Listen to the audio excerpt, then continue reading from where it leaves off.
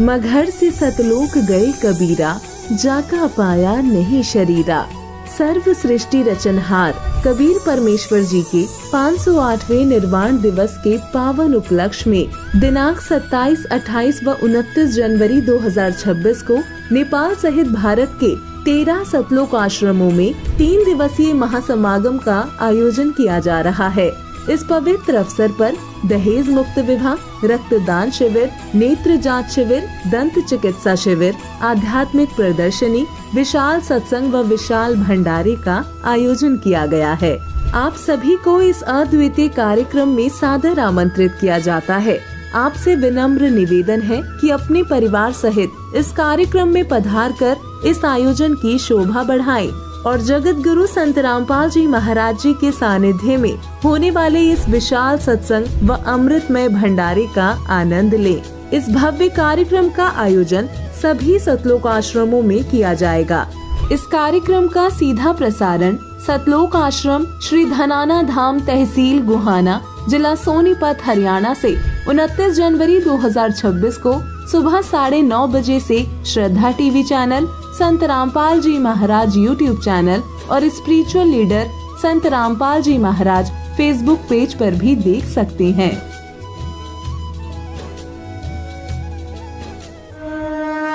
संत रामपाल जी महाराज एक ऐसे महान संत जिन्होंने अपनी सतभक्ति, तत्व ज्ञान, करुणा और सेवा के बल पर समाज में नई मिसाल कायम की है। संत रामपाल जी महाराज की अगुवाई में उनके सभी सतलोक आश्रमों से समाज कल्याण के अद्भुत कार्यों ने समाज को सुनहरे भविष्य की एक नई उम्मीद दिखाई है। संत रामपाल जी महाराज से नाम दीक्षा लेने के बाद लाखों लोगों की लाइलाज बीमारियां जैसे कैंसर, एड्स आदि ठीक हुई। संत जी के ज्ञान से प्रेरित होकर उनके अनुयायियों ने लाखों यूनिट रक्तदान किया।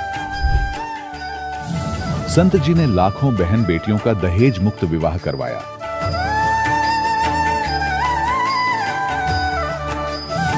संत जी ने लाखों लोगों का नशा छुड़वाया, करोड़ों उजड़े परिवार बसे। संत जी के आश्रमों में समागम के दौरान निःशुल्क नेत्र चिकित्सा, दंत चिकित्सा प्रदान की जाती है।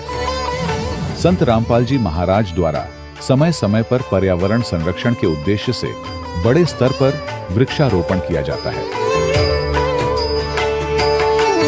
संत जी ने जरूरतमंदों को तत्काल राहत पहुंचाने के लिए एम्बुलेंस सेवा शुरू की। संत जी अपने अनुयायियों को देहदान के लिए प्रेरित करते हैं, जिससे मानवता की सेवा और चिकित्सा क्षेत्र में सुधार हो सके। संत रामपाल जी महाराज के सभी आश्रमों में हर रोज निःशुल्क भंडारा आयोजित किया जाता है, जहां हर वर्ग, हर जाति और हर धर्म के लोग एक साथ बैठकर भोजन करते हैं।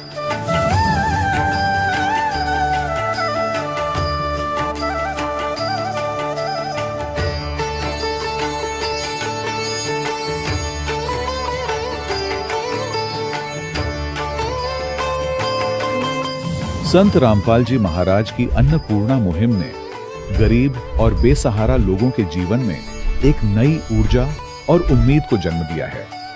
घर घर खाद्य सामग्री और जरूरी मदद पहुंचाकर संत रामपाल जी महाराज ने लोगों को दुख और मजबूरी से लड़ने की ताकत प्रदान की है।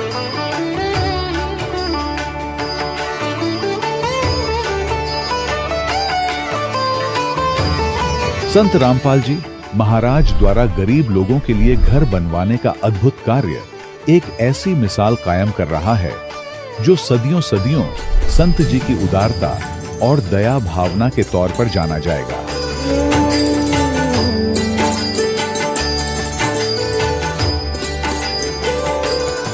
संत रामपाल जी महाराज के आश्रम में हजारों बुजुर्गों को सम्मान और प्यार के साथ जीवन जीने का अवसर मिलता है। उनके खाने, रहने और स्वास्थ्य की पूरी जिम्मेदारी संत रामपाल जी महाराज उठाते हैं। अनाथ बच्चों के लिए संत रामपाल जी महाराज के सभी आश्रम किसी वरदान से कम नहीं। यहाँ उन्हें शिक्षा, संस्कार और भविष्य के लिए बेहतर अवसर प्रदान किए जाते हैं। चाहे बाढ़ हो, भूकंप या महामारी, संत रामपाल जी महाराज और उनके अनुयायी हमेशा ही जरूरतमंदों के लिए सबसे आगे खड़े रहते हैं। कोविड महामारी के दौरान संत रामपाल जी महाराज के आश्रमों से करोड़ों लोगों के लिए भोजन, दवाइयां और जीवन रक्षक सामग्रियां उपलब्ध कराई गई। चाहे गरीब की मदद हो या किसी शोषित और पीड़ित वर्ग के हक और सम्मान की लड़ाई, संत रामपाल जी महाराज ने हमेशा ही उनकी दबी आवाज को सरकारों तक पहुंचाया है और उन्हें उचित न्याय दिलवाने में अहम भूमिका अदा की है। समाज में आध्यात्मिक और सामाजिक मूल्यों के प्रति जागरूकता लाने में संत रामपाल जी महाराज हर कदम पर मानवता के सच्चे सेवक साबित हुए हैं। संत रामपाल जी महाराज का जीवन हमें सिखाता है कि सच्ची सेवा वही है जो निस्वार्थ भाव से की जाए। आइए हम भी इस महान सेवा के कार्य में इस महान संत से जुड़ें और संत रामपाल जी महाराज से नाम दीक्षा लेकर अपने जीवन को धन्य बनाएं।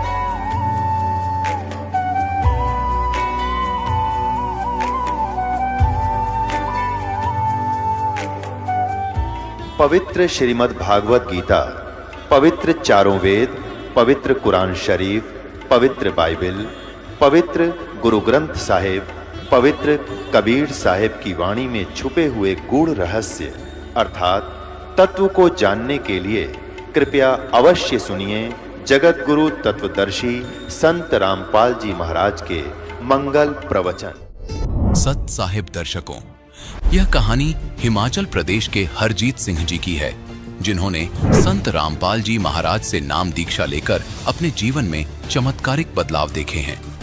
पहले हरजीत जी अन्य देवी देवताओं की पूजा करते थे, लेकिन उन्हें शांति और सुख नहीं मिला। उनके घर में क्लेश और आर्थिक तंगी बनी रही। तांत्रिकों पर पैसा खर्च करने के बावजूद उन्हें कोई लाभ नहीं मिला। एक दिन हरजीत सिंह जी ने संत रामपाल जी महाराज का सत्संग टीवी पर देखा और ज्ञान से प्रभावित होकर संत रामपाल जी महाराज से नाम दीक्षा ली और उसके बाद उनकी सभी समस्याएं धीरे धीरे दूर होने लगी और उन्हें सच्ची भक्ति का मार्ग मिला। और हरजीत जी का नशा, जिसकी लत छूटने का नाम नहीं ले रही थी, वो नशा भी संत रामपाल जी महाराज की कृपा से पूरी तरह से छूट गया। आइए अब सुनते हैं हरजीत जी की दुख भरी कहानी इन्हीं की जुबानी। सर नमस्कार। नमस्कार सर। सर क्या नाम है आपका? मेरा नाम हरजीत सिंह है। हरजीत सिंह जी कहाँ से हैं आप? मैं हिमाचल प्रदेश हमीरपुर जिला के बगवाड़ा गांव से रहने वाला हूँ। सर संत रामपाल जी महाराज जी की शरण में आने से पहले आप क्या भक्ति साधना करते थे? संत रामपाल जी महाराज जी के शरण में आने से पहले, उससे पहले हम मंदिर में जाते थे। कुल देवी थी हमारी, उसकी पूजा करते थे। हम उसको बड़ा मानते थे हम कि हाँ इसके बिना मतलब हमें कोई सुख मिले, लेकिन उसके सुख नहीं मिल रहा था हमें। देवी की पूजा करना, पीपल पूजना, फिर ऐसे जागरण जुगरण वगैरह इनमें भी मतलब ज़्यादा जाते रहते थे। उसके अलावा हमारी मम्मी जी तो वो हमें कई बार तांत्रिक वगैरह के पास भी ले चलती थी, तो हम वहाँ भी जाते थे। किसी के पास काली माता, जो मतलब उसी के पास हम कई साल जाते रहे, तो उसने भी हमसे बोला कि आपके घर में भूत प्रेत बाधा है।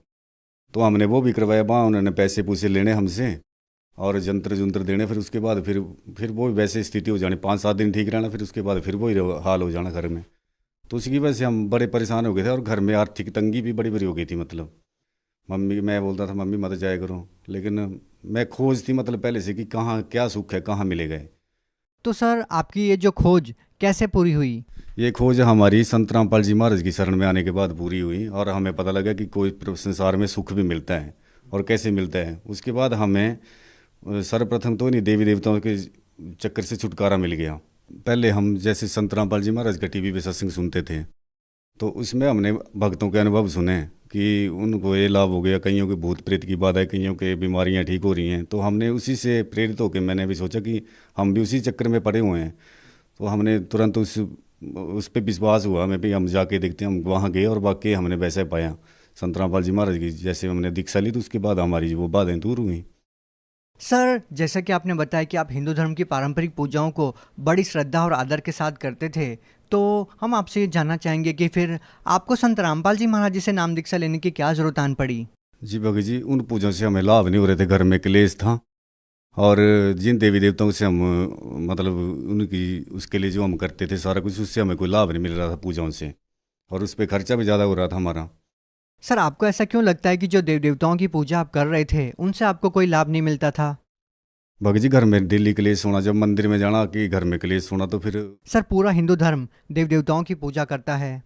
हाँ, तो लेकिन सही विधि से नहीं करते ना भगत जी। वो आज हमें मालिक की दया से पता लगा संत रामपाल जी महाराज की कृपा से कि हम उनकी पूजा ढंग से नहीं कर रहे हैं। हम शास्त्र अनुकूल साधना नहीं कर रहे थे उनकी, हम मनमाना आचरण कर रहे थे। तो आपको संत रामपाल जी महाराज जी के बारे में कैसे पता लगा? मेरे को संत रामपाल जी महाराज का ऐसे टीवी के माध्यम से पता चला भगत जी। टीवी पे गुरु जी का सत्संग आता था, तो मैंने वहाँ से फिर नंबर नोट किया और डेली सत्संग सुनने लगा। सर, जब आपने संत रामपाल जी महाराज जी के सत्संग सुने तो ऐसी कौन सी बातों ने प्रभावित किया, फिर आपने उनसे नाम दीक्षा ली? मैंने लगभग 4-5 महीने वो सत्संग सुनता रहा। फिर उसके बाद मेरे मन में इच्छा हुई कि मैंने वहाँ जाना है। फिर मैं यहाँ से मतलब हम 2 भगत गए। फिर हमने अपने जो दूसरा भगत था उसके साथ जाके सतलोक आश्रम में जाके नाम दीक्षा ली। सर, संत रामपाल जी महाराज जी के बारे में ऐसा कहा जाता है कि वो देव देवताओं की पूजा छुड़वाते हैं। सर, पहले आप देव देवताओं की भक्ति करते थे, तांत्रिकों के पास जाते थे, तो हरजीत सिंह जी, हम आपसे ये जानना चाहेंगे, क्या वाकई में संत रामपाल जी महाराज देव देवताओं की भक्ति छुड़वाते हैं? जी नहीं, बिल्कुल ये गलत धारणा है लोगों की कि संत रामपाल जी महाराज जो हैं वो देवी देवताओं की पूजा छुड़वाते हैं। वो तो सही तरीके से करवाते हैं। पहले हम कर नहीं रहे थे ढंग से, क्योंकि हमारी जो देवी हैं, वो हमारे जो शरीर में चक्कर हैं, जो कमल हैं 5, उनकी जानकारी नहीं थी हमें पहले। तो जो परमात्मा संत रामपाल जी महाराज की शरण में आने से बाद हमें पता लगा कि हमारे शरीर में जो भक्ति विधि है उसका सही तरीका क्या है। पहले तो हम मनमानी पूजें, पत्थर को मूर्ति को चढ़ाने से थोड़ी होती है पूजें। उनका तो एक उनका मूल मंत्र होता है, उसी से प्राप्त होगी ना वो। तो परमात्मा संत रामपाल जी महाराज की शरण में जाने के बाद हमें पूरी वो विधि मिली और उसके अनुसार हमने भक्ति की, तो हमने लाभ तुरंत शुरू हुए।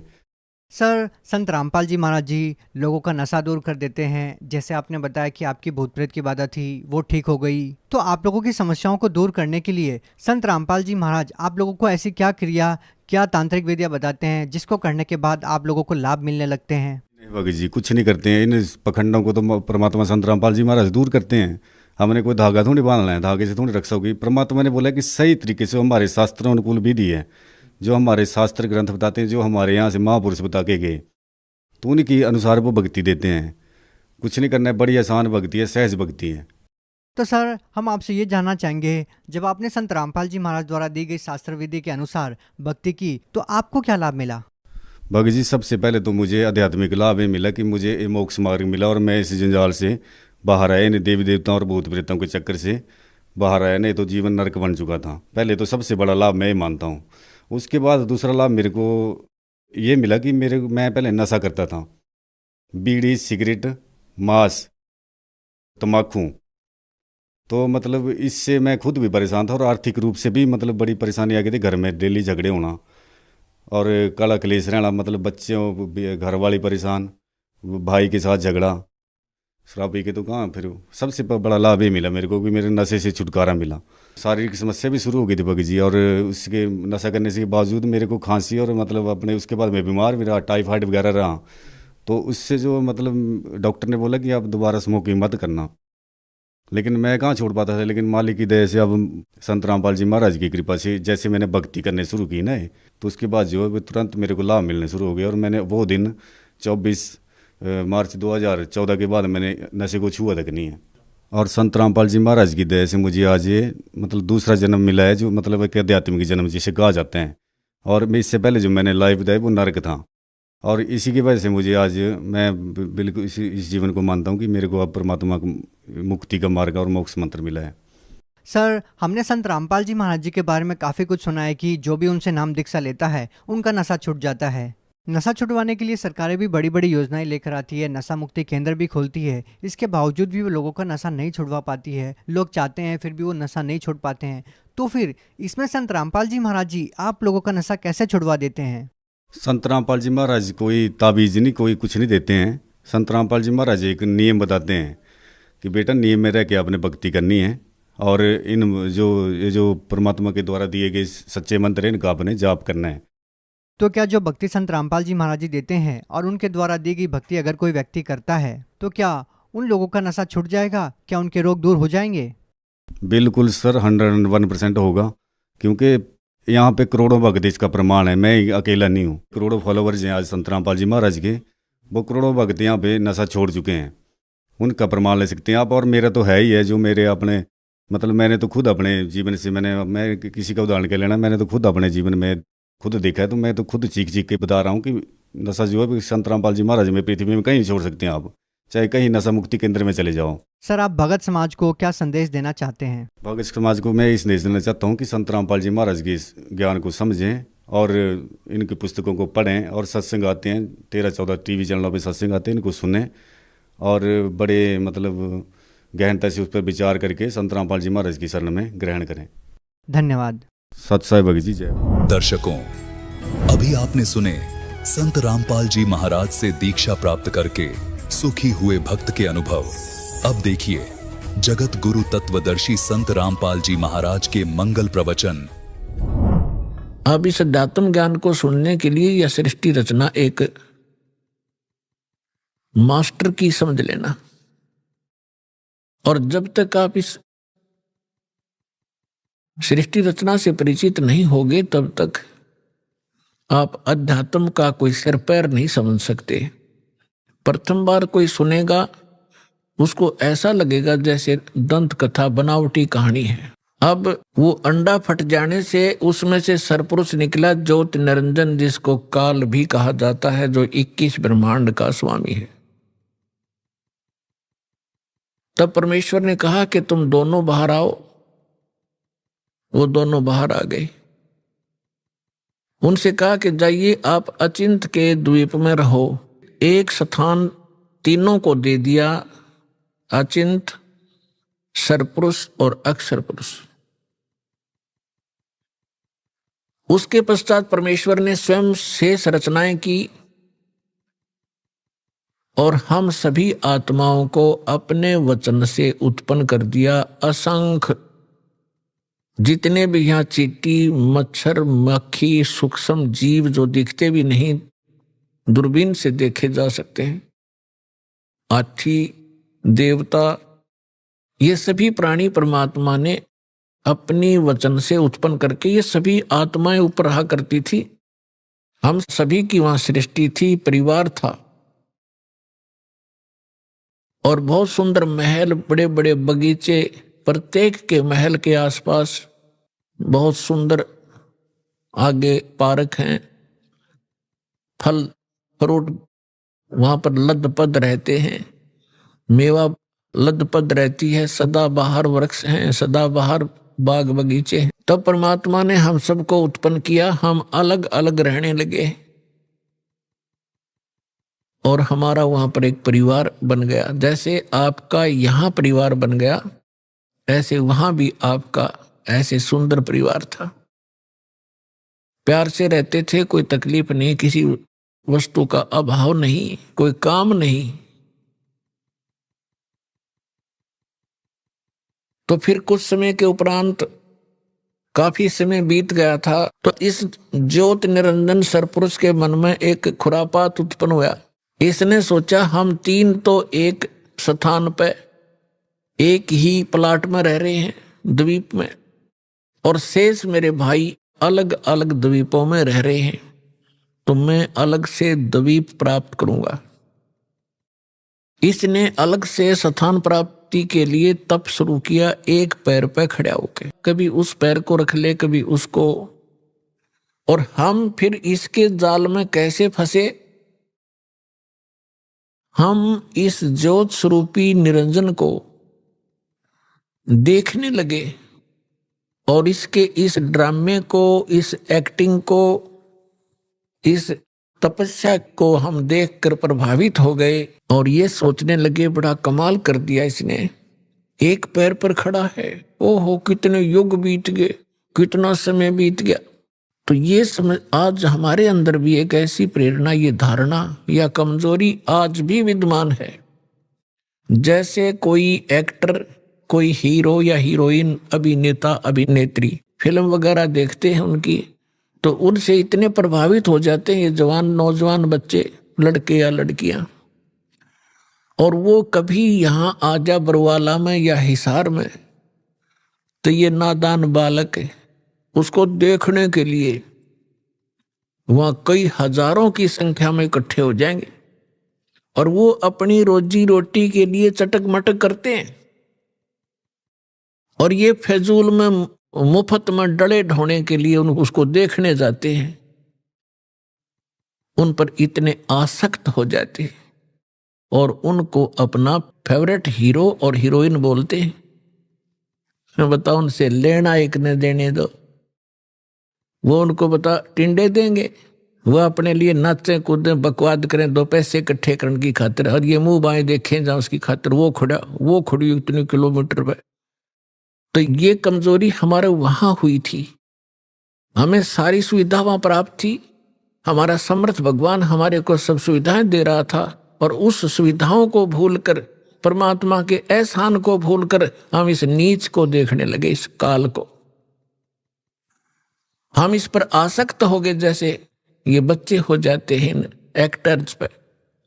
परमात्मा ने बहुत बार आकाशवाणी की कि बच्चों इसके इस ड्रामे में मत देखो, मस्त रहो तुम। हम ऊपर से सावधान हो गए जैसे हम बिल्कुल नहीं चाहते, पर अंदर कसक बहुत ज्यादा बन गई। वो तो अंतर्यामी है, हमारी सारी बात जानते थे कि अब ये गए काम तय। जब उसने 70 युग तक तप किया, तब परमेश्वर ने पूछा कि बोल ज्योत निरंजन, आप क्या चाहते हो, क्यों ऐसा ये हठ कर रहे हो। तब उसने कहा पिताजी मेरे लिए ये स्थान बहुत कम है, मुझे कोई अलग स्थान दे दो, मैं अपना अलग स्थान चाहता हूं। परमात्मा ने कहा ठीक है भाई।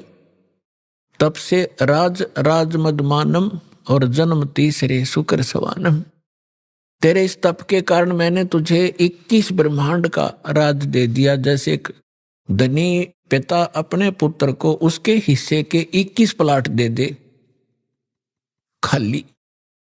अब उन ब्रह्मांडों को पाकर ये कभी उसमें जा रहा है, कभी उसमें कूद रहा है, सारा नाच कूद कर इसने सोची कि इसमें कुछ कंस्ट्रक्शन भी चाहिए। अब वो समर्थ है, सारे मटेरियल उस परमात्मा से उपलब्ध हो सकते हैं। इसने फिर तपस्या की, 70 युग फिर तप किया। हम फिर भी इसको बहुत ज्यादा चाह रहे थे, ऊपर से सावधान थे पर अंदर से कसक गजब की थी। तब परमेश्वर ने पूछा भी बोल क्या चाहता है ज्योत निरंजन, अब तुझे और क्या चाहिए। तब इसने कहा कि भगवान परमात्मा हे पिताजी मुझे कुछ कंस्ट्रक्शन करने का मटेरियल सामग्री दे दो। तब परमात्मा ने इसको 5 तत्व और 3 गुण दे दिए और कहा ले बेटा खेल खिलौनों से।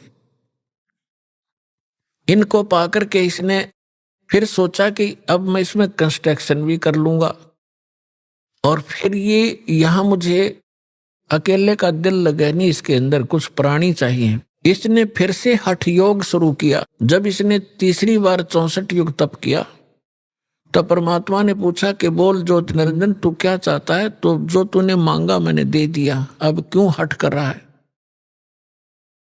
तब इसने कहा कि प्रभु हे परमेश्वर हे पिताजी मेरा अकेले का दिन नहीं लगता, कुछ आत्मा मुझे दे दो।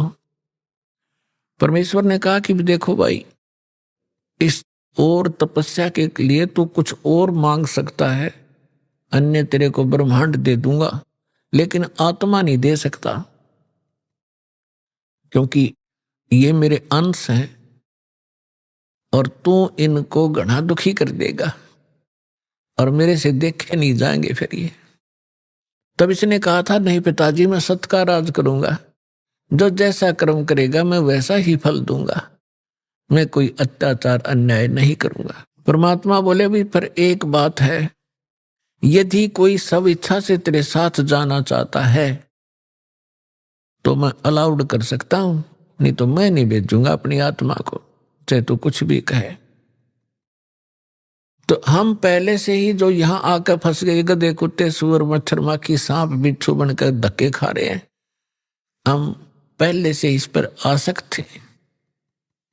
जब ये हमारे पास आया, इसने कहा कि मैंने पिताजी से ऐसे ऐसे 21 ब्रह्मांड प्राप्त किए हैं, उनमें ऐसे ऐसे बाग बनाऊंगा, उनमें स्वर्ग बनाऊंगा, ऐसे ऐसे झरने बनाऊंगा, हीरे पन्ने जवाहरात के पहाड़ बनाऊंगा, क्या तुम मेरे साथ चलोगे?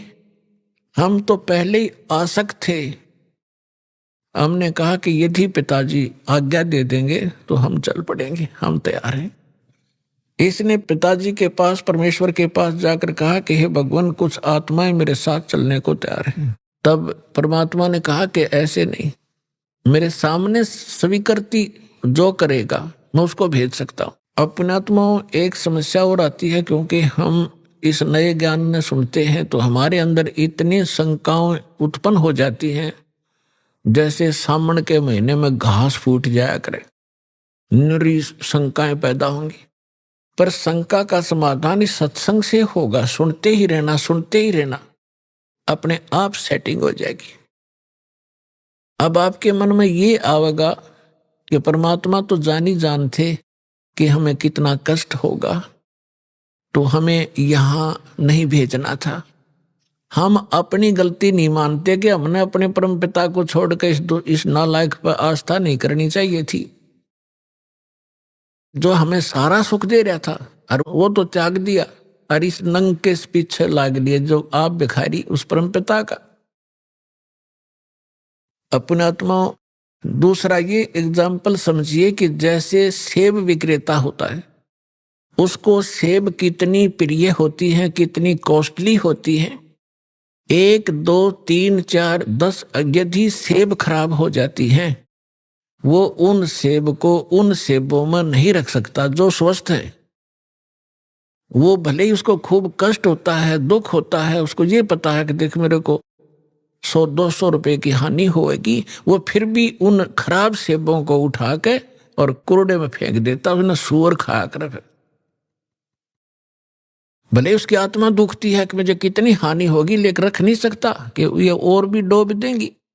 तो हम खराब सेब हो गए थे और परमात्मा ने हमारे को वहां से फेंकना अनिवार्य समझा था।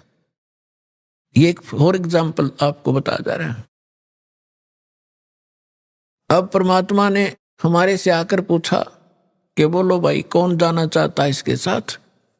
तो हम अपने पिता के सामने बोल नहीं सके, शर्मिंदा हो गए, लज्जित हो गए, नीची गर्दन कर ली, क्योंकि वो पहले ही कहा करते थे कि इस पर आसक्त ना होना। तब वो सन्नाटा छा गया, साइलेंट हो गया, सब कुछ शांत हो गए। तब परमेश्वर ने कहा कि क्यों भाई ज्योति निरंजन, ये तो कोई नहीं बोल रहा, तू कह रहा था मेरे साथ जाना चाहते हैं। उसी समय एक आत्मा खड़ा हुआ और उसने खड़ा होकर के कहा कि पिताजी, मैं इसके साथ जाना चाहता हूं। अब बाकी हमने सोचा कि यो एकला एक वहां सारी लूट लेगा और हम रह गए पाछे, तो हम भी फिर खड़े हो गए, दोनों हाथ ऊपर ने कर लिए। सारे के सारे जितने असंख्यों अनगिन जीव यहां आ फंसे। तब परमात्मा ने कहा ठीक है भाई, जिसने हृदय से स्वीकृति इसकी की है उसको मैं इसके साथ भेज दूंगा, लेकिन आप जाइए अपने ब्रह्मांडों में, मैं इनको वहां भेजने का तरीका दूसरा अपनाऊंगा। तो परमात्मा ने क्या किया कि जिस आत्मा ने सबसे पहले स्वीकृति दी थी उसका एक युवा लड़की बना दिया अपने वचन पे, और उसके अंदर हम सभी प्राणियों को सूक्ष्म रूप बनाया और सभी को अपने वचन से उस लड़की के शरीर में प्रवेश कर दिया। अपनात्मा, अब वैज्ञानिक तरीके से आप अच्छी तरह समझ सकते हो कि हमारे ब्लड के अंदर कितने जीवाणु हैं।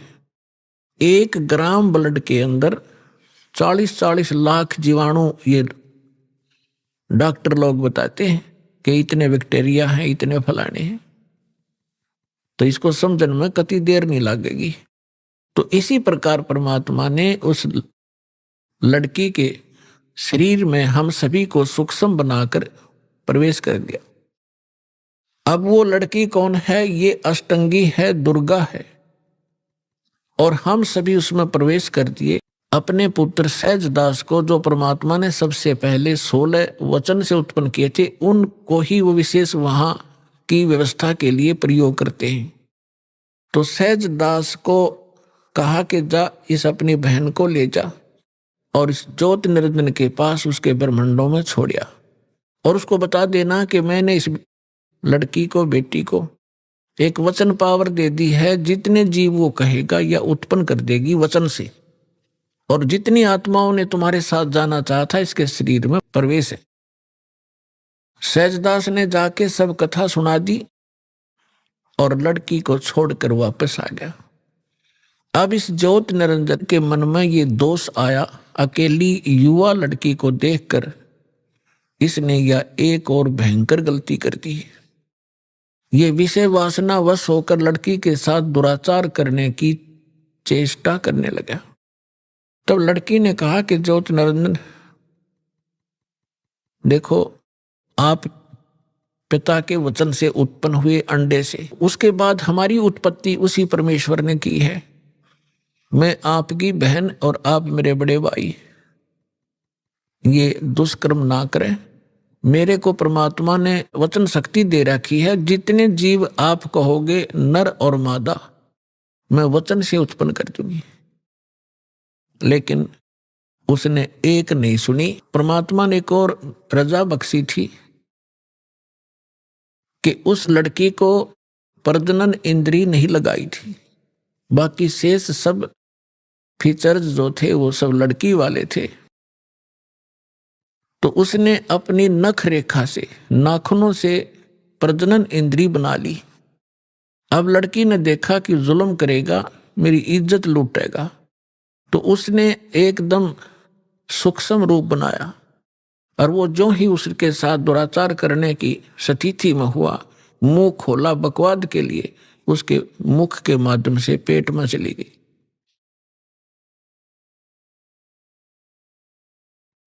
और वहां जाकर के उसने पुकार किया कि हे पिताजी मेरी रक्षा करो, मेरे साथ इसने ऐसा दुर्व्यवहार किया। परमात्मा को पता था कि तुमने यही टिंडे देगा यू, उनको पहले ही मालूम था। हो गया शुरू ड्रामा इसका। तब अपने पुत्र जोगजीत का रूप बना के, जो प्रथम 16 उत्पन्न हुए थे, उन्हीं के रूप में परमात्मा यहां आते हैं और उसके लोक में भी जोगजीत रूप बनाकर गए थे। और वहां प्रकट होकर के कहा कि ज्योति निरंजन सुन दे अब वचन परमात्मा का, तूने एक महान दोष कर दिया इस सच्चे लोक में। और ऐसे सच्चे लोक में ऐसे जुल्म करने वाले को ये दंड लगता है, ये दोष लगता है, अपराध लगता है, उसको एक रोग लगता है। आज से तेरा नाम काल होगा। लड़की को तूने बदतमीजी से दुखी किया और तेरे पेट में ये चलेगी, तूने इसको निगल लिया। और 1 लाख मानव शरीरधारी प्राणी तू डेली खाया करेगा और 1.25 लाख उत्पन्न किया करेगा। उसके पेट को चाक किया परमात्मा ने अपने नाखून से, लड़की को बाहर निकाल दिया और कहा कि आज से तुम यहां नहीं रहोगे, इन 21 ब्रह्मांड को लेकर तुम दोनों यहां से चले जाओ मेरी आंखों के सामने से। अब ज्योति निरंजन ने बहुत फिर बाद में अपनी गलती का आभास भी हुआ और कहा भाई मुझे माफ कर दे, पिता से मुझे क्षमा करवा दे। वो अपना भाई समझ रहे थे, जोगजीत समझ रहे थे वो स्वयं परमात्मा। तब परमेश्वर ने कहा कि बस और फालतू बात मत करे और यहां से अति शीघ्र निकल जा। इतना ही कहा था, उसके 21 ब्रह्मांड विमान की तरह चल पड़े बहुत ही गति से, और सतलोक से 16 शंख कोश की दूरी पर आकर परमात्मा के विधान अनुसार ये यहां चक्कर लगाने लगे। 16 शंख कोश की दूरी पर सतलोक से ये हम यहां बैठे हैं। नील पद्म शंख, जैसे हम गिनते हैं ना 1000, 10,000, लाख, करोड़, 10 करोड़, अरब, 10 अरब, खरब, 10 खरब नील, 10 नील पद्म, 10 पद्म, फिर शंख। तो ऐसे 16 शंख कोश, एक कोश के अंदर लगभग 1.5 मील होता है और 1 मील में लगभग 1.5 किलोमीटर होता है, यानी लगभग 3-3.25 किलोमीटर एक कोस में होते हैं।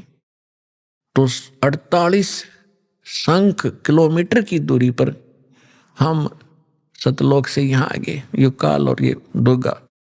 अब यहां करके इसने सोचा, इसने फिर वह बकवाद शुरू करी। लड़की ने फिर कहा कि ज्योत निरंजन देख, जुल्म ना करे, पहले तो मैं तेरी बहन, तू मेरा बड़ा भाई, फिर मैं तेरे पेट से बाहर आई, तेरी बेटी होगी, और ये दोनों नाते पवित्र होते हैं, तो जुल्म ना करे। पर इसने एक नहीं सुनी और दुर्गा के साथ पति पत्नी व्यवहार किया और 3 पुत्र उत्पन्न किए। 3 पुत्र अष्टंगी जाए, ब्रह्मा विष्णु शिव नाम धराए। अपन आत्माओं यहाँ थोड़ा सा हिंट देंगे, क्योंकि आज का विषय एक बहुत ही अपने स्तर का होगा। क्योंकि एक तो ये सिद्ध करना अनिवार्य है कि हम जिसकी शरण ग्रहण किए हुए हैं वास्तव में यो परमात्मा है कि नहीं। तो ये परमात्मा अपने द्वारा रची हुई सृष्टि को स्वयं ही ठीक ठीक बताता है, और उस परमेश्वर ने अपनी रचना को, अपनी सृष्टि रचना को आप ही आके बताया है। आज तक ब्रह्मा विष्णु महेश की कोई उत्पत्ति करने वाला आदमी नहीं था। ऋषि वह ऋषि, चाहे कोई कितना विद्वान पाक रहा था। अब थोड़ा सा ये मौखिक बता के फिर आपको शास्त्रों में दिखाऊंगा, तब आपका विश्वास दृढ़ होगा। तब ये तीनों पुत्र उत्पन्न हो गए। इसने क्या कर रखा है देखिएगा, एक ब्रह्मांड है, चित्र दिखाएंगे। इसका अंडे जैसी शेप है, एलिप्टिकल शेप है इसकी, ये देखिएगा। ये एक ब्रह्मांड का चित्र है, ये देखिए, ये एक ब्रह्मांड है इतना। इसमें क्या है, नीचे के ये 7 लोक हैं, ये पाताल लोक है, और ये तलातल, महातल, वितल, अतल, सूतल, रसातल, ये पाताल लोक, ये पृथ्वी लोक, और ये शिव का लोक, ब्रह्मा जी का लोक, विष्णु जी का लोक, ये कोमन स्वर्ग और नरक, और ये इंद्र का लोक, स्वर्ग के राजा का लोक, ये धर्मराय का लोक जो न्यायाधीश है, ये मानसरोवर है, ये शपथपुरी सप्तऋषियों का अलग से नगरियां हैं, ये एक एक द्वीप है, और ये है ब्रह्मलोक, ये सारा ब्रह्मलोक है। इस ब्रह्मांड के अंदर ही ये ब्रह्मलोक है, और इस ब्रह्मलोक के अंदर इस काल ने एक और जाल फैला रखा है। एक ये तो महा इंद्र का द्वीप है, ये ब्रह्मलोक है जिसको महास्वर्ग कहते हैं। ये नकली सतलोक, नकली अलखलोक, नकली अगम और नकली अनामी लोक की रचना इस काल ने धोखा देने के लिए, जीवों को ये धोखा देने के लिए करवा रखी है। और ये दुर्गा का लोक है अलग से, ये समुद्र है शेष सारा, ये सब समुद्र है चारों तरफ, ये सारा समुद्र है। और यहां एक अलग से इसने गुप्त स्थान बना रखा काल ने, यहां कोई नहीं जा सकता इस काल की इच्छा बगैर। यहां इसने 3 स्थान बना रखे हैं, एक रजोगुण प्रधान नक्षत्र, एक सतोगुण प्रधान नक्षत्र, एक ये तमोगुण प्रधान नक्षत्र। अब पुण्यात्माओं, जैसे किसी कक्ष में, किसी मकान में, बिल्डिंग में, हाउस में 3 कक्ष हों और एक कक्ष में लगे हों ये अश्लील चित्र, और दूसरे में लगे हों साधु संत फकीरों के, महापुरुषों के, भक्तों के चित्र, और तीसरे में लगे हों शहीदों के, सूरवीरों के चित्र। तो जब व्यक्ति उन अश्लील चित्रों वाले कक्ष में प्रवेश करेगा, उनकी देखकर उन बकवादों को मन में उसी प्रकार के भाव नेचुरली रहेंगे, चाहे वो 2 घंटे रहे चाहे 3 घंटे रहे, उनमें दृष्टि पड़ी ना और मन में वो दोष उत्पन्न हो गए, तो उसमें वो रजोगुण युक्त रहेगा। और जब सतोगुण प्रधान स्थान पर जाएंगे, जहाँ साधु संत फकीरों के, महापुरुषों के चित्र लगे हों, उनकी हिस्ट्री लिखी हो, तो वहां जाकर के उसमें अपने आप एक साधु जैसा स्वभाव बन जाता है।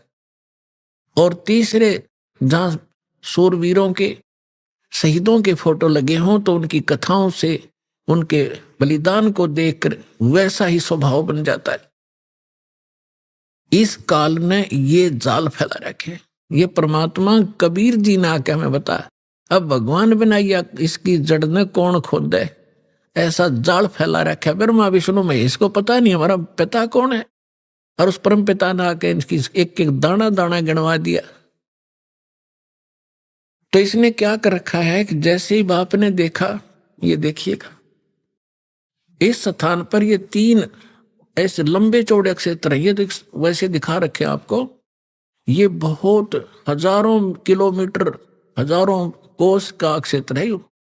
इस क्षेत्र में ये रजोगुण प्रधान क्षेत्र है। तो ये क्या करता है, इसमें स्वयं ये ब्रह्मा का रूप बना लेता अपने पुत्र, जैसे ये ऐसा रूप, और अपनी पत्नी दुर्गा को रखता है सावित्री रूप में। इन दोनों के योग से, पति पत्नी व्यवहार से जो पुत्र उत्पन्न होता है, वो ऐसी शकल का और इसी विचारों का बन जाता है। ये तब तक इसी में रहते हैं जब तक इसका जन्म ना हो ले, और फिर उसको वहीं परवरिश के लिए रख देते हैं, कोमा में रखते हैं। जब तक ये युवा नहीं हो जाते तो ये कोमा में रखते हैं, और वैसे उनकी परवरिश जारी रखती। उसके बाद फिर ये यहाँ आ जाते हैं सतोगुण प्रधान क्षेत्र में। यहाँ ये विष्णु रूप बना लेता है और अपनी पत्नी दुर्गा को ये लक्ष्मी रूप बना लेता है। इन दोनों के संयोग से जो पुत्र उत्पन्न होता है वो सतोगुण युक्त हो जाता है और इस जैसी ही शकल का बन जाता है। और यहां देखिएगा, और जब ये तमोगुण प्रधान क्षेत्र में जाता है तो वहां ये ऐसी वेशभूषा बना लेता है और दुर्गा को ये ऐसे पार्वती जैसी शकल बनाकर वहां रखता है। इन दोनों के संयोग से जो पुत्र उत्पन्न होता है वो इस जैसी शकल का बन जाता है। फिर इन तीनों को ये कोमा में रख देता है, और जब ये जवान हो जाते हैं, युवा हो जाते हैं, इन तीनों को इकट्ठा कर देता है। अब इससे पहले हम आपको परमात्मा कबीर जी द्वारा अपनी ये सारी हमारी सृष्टि रचना सुना रखी है, और ब्रह्मा विष्णु महेश के कौन माता पिता हैं वो थोड़ा सा हिंट दूंगा। उसके बाद फिर आपको दिखाएंगे इन हमारे सदग्रंथों में, जिनको हम श्रोधार्य मानते थे, और सत्य ज्ञान युक्त पुराण, वेद, गीता, इनमें आपको रूबरू करेगा ये दास। तो परमात्मा को हम अशिक्षित मानते थे और ये कहा करते ये क्या जाने धानक दुल्हा, इसने संस्कृत आती नहीं, क्या जाने वेदों और गीता और पुराणों के गूढ़ रहस्यों को। अरे भगवान तो चिट्ठी से लेकर हाथी तक की भाषा जानता है, वो सब प्राणियों की भाषा जानता है। अब ये सिद्ध भी कर देगा दास आपको कि उस परमात्मा ने कैसे रजा बख्शी। अब देखिएगा अपनात्माओं, दास जो वचन बोलेगा ये 100% सच समझ लियो। अब ये जो इंस्ट्रूमेंट प्रोजेक्टर बनवाए हैं परमात्मा की देन है आप पुण्यात्माओं के लिए।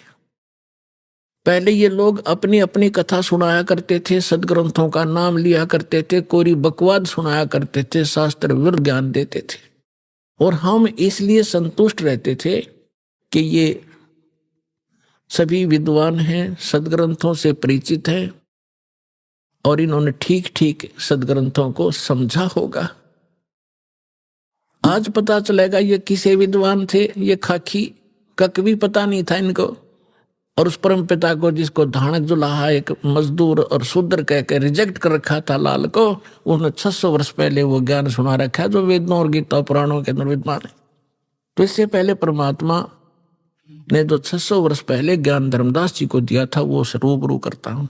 ये देखिएगा कबीर सागर, ये वो सूक्ष्म वेद है। ये देखिएगा यहां पर, ये यहां से छपा है। मुद्रक एवं प्रकाशक हैं खेमरा श्री कृष्ण दास, अध्यक्ष श्री वेंकटेश्वर प्रेस, खेमरा श्री कृष्ण दास मार्ग, मुंबई। ये यहां से, और यहां देखिएगा ये प्रथम खंड कबीरपंथी भारत पथिक स्वामी युगलानंद बिहारी द्वारा प्रस्कृत, मुद्रक एवं प्रकाशक वही खेमरा श्री कृष्ण दास, ये सारे वही। ये है ज्ञान बोध, और बोध सागर खंड है, ज्ञान बोध एक इसमें चैप्टर है, और ये 21 पृष्ठ पे आपको सुनाएंगे। यहां कहा है धर्मदास ये जग बोराना, कोई न जाने पद निर्वाणा। परमात्मा धर्मदास जी से कह रहे थे कि धर्मदास, इस मोक्ष मार्ग से कोई परिचित नहीं है और ना ब्रह्मा विष्णु महेश की सतिथि से परिचित हैं। ये सारा विश्व भ्रमित है, ये सब यथार्थ ज्ञान से परिचित नहीं है, इसलिए मैं तेरे को ये कथा सुनाई है। देखिएगा, धर्मदास ये जग बोराना, कोई न जाने पद निर्वाण। निर्वाण माने मोक्ष मार्ग, पद माने मार्ग। यही कारण मैं कथा पसारा, जग से कहिए वो राम नियारा। ये गलती से मिसप्रिंट है। यही ज्ञान जग जीव सुनावो, सब जीवों का भरम नसावो। अब मैं तुमसे कहूँ चताई ही, त्रिदेवन की उत्पत्ति बाई। होय होय, इन तीनों देवताओं का उत्पत्ति बताता हूं तेरे को, जिनको तुम अजर अमर माना करते थे। इनके कोई माता पिता नहीं, ये सर्वेश्वर हैं, ये अजर अमर हैं। अब तुम्हें सुनाता हूं इन तीनों देवताओं की उत्पत्ति। अब मैं तुमसे कहूं चिताई, त्रिदेवन की उत्पत्ति भाई। कुछ संक्षेप कहूं गहुराई, सब संशय तुमरे मिट जाई। भरम गए जग वेद पुराना, आदि राम का वेद न जान्या। राम राम सब जगत बखाने, आदि राम कोई बिरला जाने। आदि राम माने सनातन परमात्मा, यह इन्होंने नाम लिखा है, ये मिसप्रिंट है। तो राम राम सभी कहते हैं, लेकिन उस आदि राम को, उस सनातन परमात्मा को कोई नहीं जानता। देखिएगा, अब मैं जो कथा सुनाने जा रहा हूं, ज्ञानी सुने तो हृदय लगाई, मूर्ख सुने तो गम ना पाई। विद्वान पुरुष सब प्रमाणों को देखेंगे, तुरंत स्वीकार कर लेंगे, और जो मूर्ख होंगे या कोई जानबूझ के ईर्ष्यावश नहीं स्वीकार करेंगे, तो उनकी बात यहाँ नहीं है। जो बुद्धिमान होंगे इस ज्ञान को तुरंत हृदय से लगाएंगे। अको हो सारे प्रमाण। अभी आपने सुने संत रामपाल जी महाराज के मंगल प्रवचन। आइए अब सुनते हैं संत रामपाल जी महाराज से नाम दीक्षा लेकर सतभक्ति करके अद्भुत लाभ प्राप्त करने वाले अनुयायी के विचार। दर्शकों, जीवन में ज्यादातर लोग उन्हीं परंपराओं और साधनाओं को अपनाते हैं जो पीढ़ियों से चलती आ रही हों। लेकिन क्या आपने कभी सोचा है कि उन परंपराओं से क्या वास्तव में लोगों को सच्चा सुख, शांति और परमात्मा की प्राप्ति हो रही है? इसी को जानने के लिए आज आपको मिलवाते हैं एक ऐसे शख्स से जिसने सच्चाई जानकर शास्त्र विरुद्ध परंपराओं को छोड़ सच की राह अपनाई है। ये हैं महेंद्रगढ़ हरियाणा के अमृतलाल कौशिक जी, जो सदा से ही धार्मिक प्रवृत्ति के व्यक्ति रहे हैं। ब्राह्मण परिवार में होने के नाते ये अपने कुल में प्रचलित साधनाओं का पालन करते आ रहे थे। पर दुख की बात यह थी कि उनका पालन करने के बावजूद इनके जीवन में शांति और सुख की कमी थी। लेकिन कहते हैं ना, जब परमात्मा की विशेष मेहर से भाग्य का दरवाजा खुलता है तो जीवन बदल जाता है। अमृतलाल जी के जीवन में भी एक ऐसा ही मोड़ आया जब वे टीवी देखते देखते तत्वदर्शी संत रामपाल जी महाराज के सत्संग कार्यक्रम तक पहुंच गए। संत जी के अद्वितीय आध्यात्मिक विचारों को सुनकर इनके अंदर ज्ञान और गहराई से समझने की इच्छा जागृत हुई, जिसके बाद अमृतलाल जी ने संत जी द्वारा लिखित पुस्तक ज्ञान गंगा पढ़ी और नाम दीक्षा ग्रहण की। इनके द्वारा प्राप्त सत्य भक्ति करने से इन्हें सच्ची सुख शांति मिली, जिसे सुनकर आप भी हैरान हो जाएंगे। तो चलिए सुनते हैं अमृतलाल जी के आध्यात्मिक सफर की कहानी, इनकी अपनी जुबानी। नमस्कार सर। नमस्कार जी। सर क्या नाम है आपका? अमृतलाल कौशिक नाम है जी मेरा। अमृतलाल जी आप कहाँ से आए हैं? मेरा गांव खैरानी है, अटेली मंडी के पास, और मेरा डिस्ट्रिक्ट महेंद्रगढ़ है। अमृत जी, संत रामपाल जी महाराज से कब जुड़े आप? मैं 8 अगस्त 2014 को परम संत सतगुरु रामपाल जी महाराज से जुड़ा। सर संत रामपाल जी महाराज से जुड़ने से पहले क्या आप कोई भक्ति साधना भी करते थे? जी, हम जैसे मैं ब्राह्मण कुल से पैदा हूँ, जन्म मेरा ब्राह्मण कुल में है, तो हम पितरों की मावस वगैरह निकालना, जिंदा देवी भैरों, और मैं 2 बार कावड़ भी लेके आया हूँ, और इन्हीं ब्रह्मा विष्णु की भक्ति करते थे। मैं नाम पितरों की साला सरबाला जी, बाबा खाटू श्याम जी, हर जगह जाते थे मेलों में, और इन्हीं देवी देवताओं की भक्ति करते थे।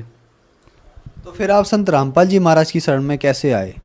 इन देवी देवताओं की भक्ति करते करते हमें कोई खास लाभ तो हो नहीं रहा था। बार बार घर में कभी कोई बीमार, कभी कोई बीमार, मानसिक परेशानियों से जूझ रहा था।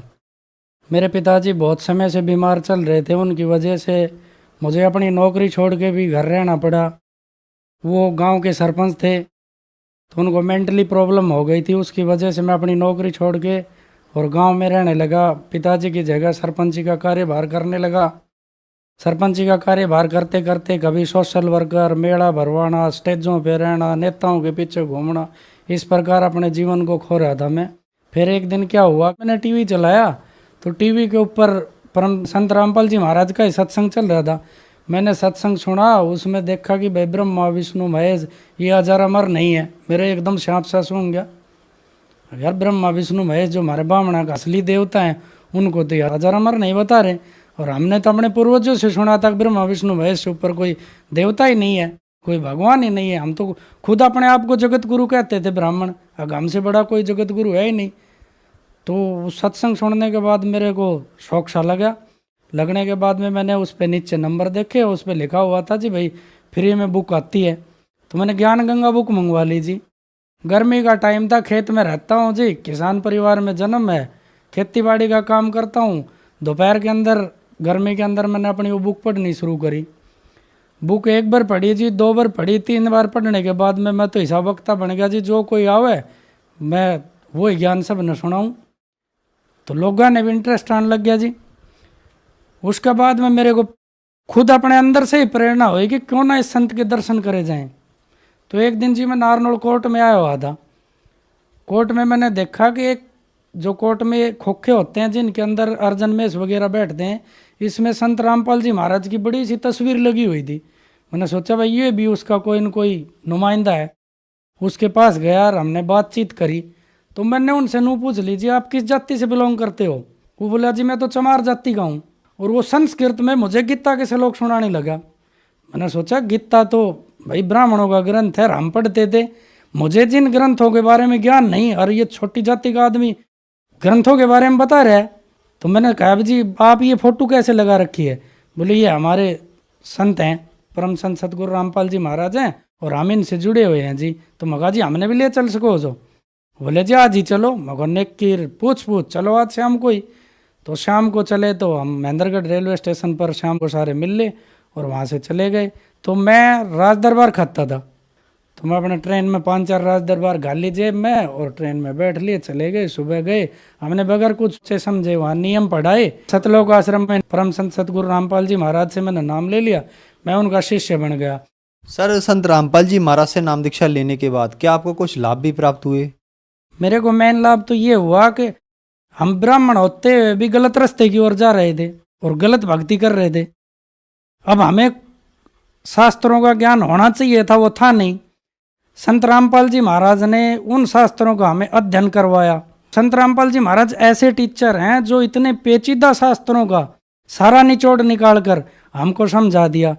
संत रामपाल जी महाराज की दया से मेन सबसे बड़ा लाभ है कि हमारा मोक्ष होगा। बाकी और छोटे मोटे लाभ तो घर में होते ही रहते हैं। परम संत सतगुरु रामपाल जी महाराज से मैंने नाम ले लिया, मैं उनका शिष्य बन गया। घर आने के बाद में मेरे परिवार के लोगों ने मेरा विरोध शुरू कर दिया। मैंने घर में आते में मावस बंद करवा दी, देवताओं के जाना आना बंद करवा दिया, सब कुछ करा दिया।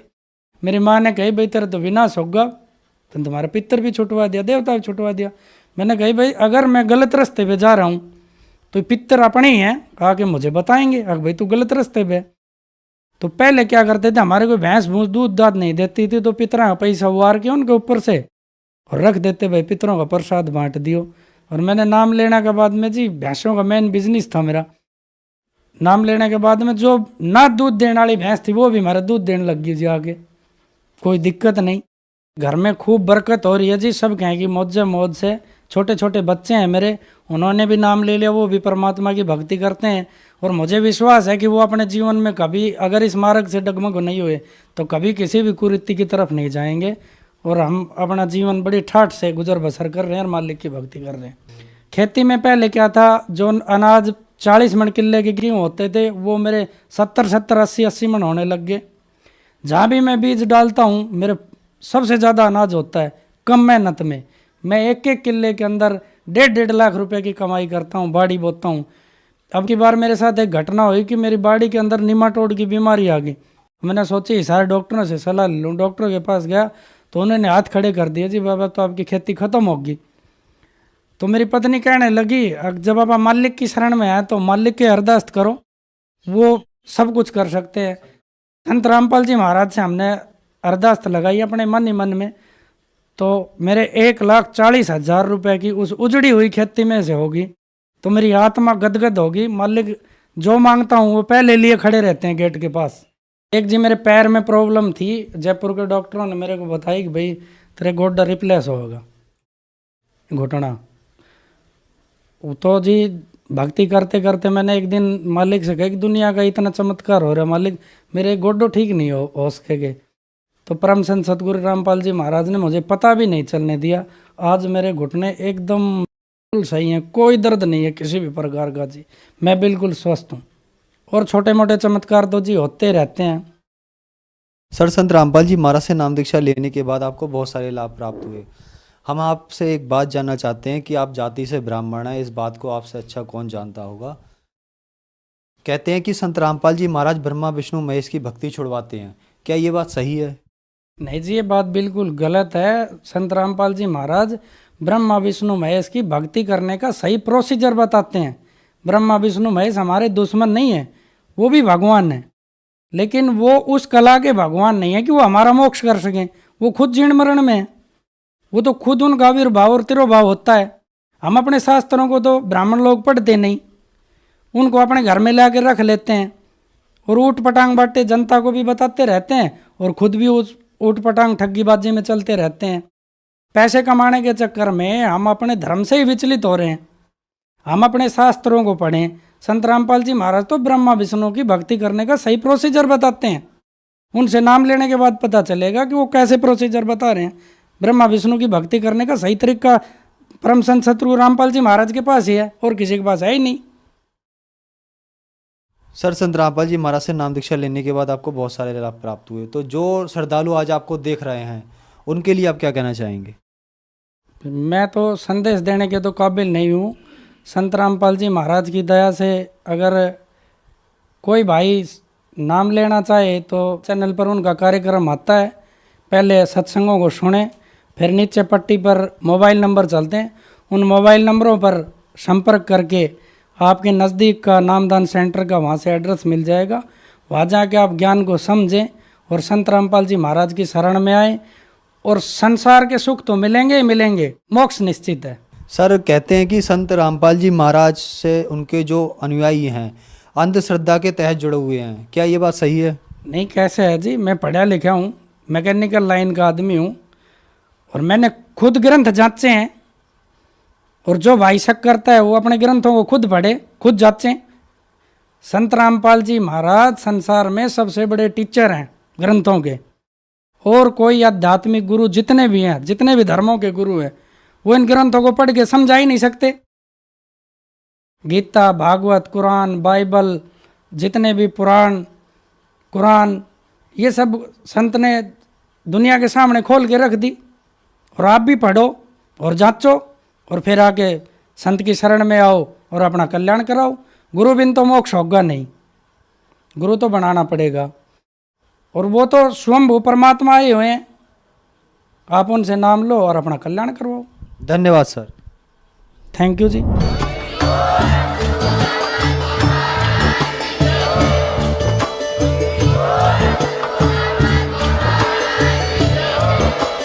आप सुन रहे थे जगत गुरु तत्वदर्शी संत रामपाल जी महाराज जी के मंगल प्रवचन। अधिक जानकारी के लिए विजिट कीजिए हमारी वेबसाइट www.jagatgururampalji.org। संत रामपाल जी महाराज जी के शुभ आशीर्वाद से पूरे विश्व भर में 500 से भी ज्यादा नाम दीक्षा केंद्र हैं, जिन पर संत रामपाल जी महाराज जी द्वारा ऑनलाइन निशुल्क नाम दीक्षा दी जा रही है। अपने नजदीकी नाम दीक्षा केंद्र का पता करने के लिए संपर्क करें 8222880541। मगहर से सतलोक गए कबीरा, जाका पाया नहीं शरीरा। सर्व सृष्टि रचनहार कबीर परमेश्वर जी के 508वें निर्वाण दिवस के पावन उपलक्ष्य में दिनांक 27, 28 व 29 जनवरी 2026 को नेपाल सहित भारत के 13 सतलोक आश्रमों में 3 दिवसीय महासमागम का आयोजन किया जा रहा है। इस पवित्र अवसर पर दहेज मुक्त विवाह, रक्तदान शिविर, नेत्र जांच शिविर, दंत चिकित्सा शिविर, आध्यात्मिक प्रदर्शनी, विशाल सत्संग व विशाल भंडारे का आयोजन किया गया है। आप सभी को इस अद्वितीय कार्यक्रम में सादर आमंत्रित किया जाता है। आपसे विनम्र निवेदन है कि अपने परिवार सहित इस कार्यक्रम में पधार कर इस आयोजन की शोभा बढ़ाएं और जगत गुरु संत रामपाल जी महाराज जी के सानिध्य में होने वाले इस विशाल सत्संग व अमृतमय भंडारे का आनंद लें। इस भव्य कार्यक्रम का आयोजन सभी सतलोक आश्रमों में किया जाएगा। इस कार्यक्रम का सीधा प्रसारण सतलोक आश्रम श्री धनाना धाम, तहसील गुहाना, जिला सोनीपत, हरियाणा से 29 जनवरी 2026 को सुबह 9:30 बजे से श्रद्धा टीवी चैनल, संत रामपाल जी महाराज यूट्यूब चैनल और स्पिरिचुअल लीडर संत रामपाल जी महाराज फेसबुक पेज पर भी देख सकते हैं।